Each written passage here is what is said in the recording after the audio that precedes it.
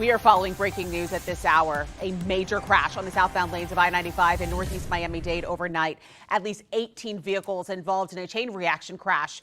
We have live team coverage on what we're learning this morning, starting with Local 10's Jackie Pascal, who is live at that scene. Jackie.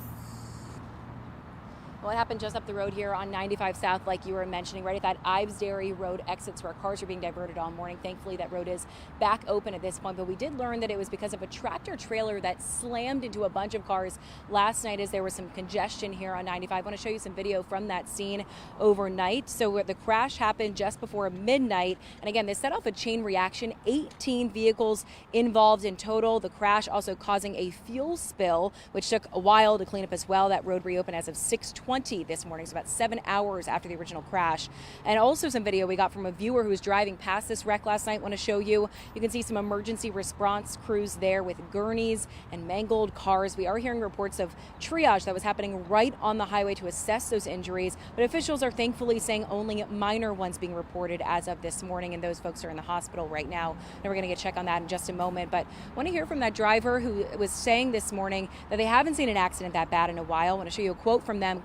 Quote, "I'm on the road 100 plus miles a day, driving by. All you could see is destroyed cars, trucks, people being carried out on stretchers that it almost looked like a movie scene." Again, all lanes of the highway are back open as of this hour. We are still seeing, though, some congestion at last check, especially still on 95 southbound. So if you are still driving this area, you can still expect some delays this morning. But as far as we know, the crash itself, that has cleared that whole scene, and the fuel spill has been covered. So that's the latest here. Live in North Miami-Dade, Jackie Pascal, Local 10 News. Okay, Jackie, thank you. And joining us now, Syra Onwar with an update on your roads. All right, thanks, guys. And Jackie said it, even though the roads reopened, things are very congested. Here's a live look at 95. These are the southbound lanes.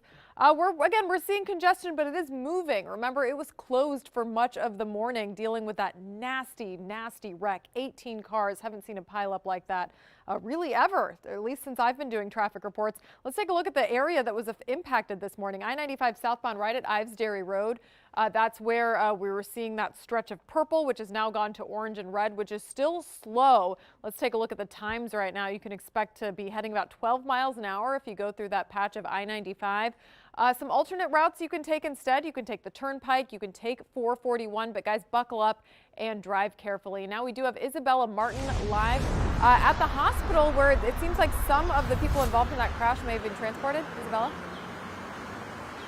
Good morning. That's right. Yes, some of those people involved in that 18-car pileup were transported right here to Aventura Hospital. And now, while the details are still very limited and officials have not confirmed how many people are being treated or their conditions, the crash was so serious that first responders declared it a mass casualty incident. Now, that term simply means there were so many people involved that crews needed extra resources to handle them. Now, again, we're still working to learn the total number of injuries, but the good news this morning is that all of the injuries do appear to be minor. Reporting in Aventura, I'm Isabella Martin, Local 10 News. Still a developing story. Stay with us for continuing coverage of this pileup. We're going to have updates all throughout the morning on air and also on our website, local10.com.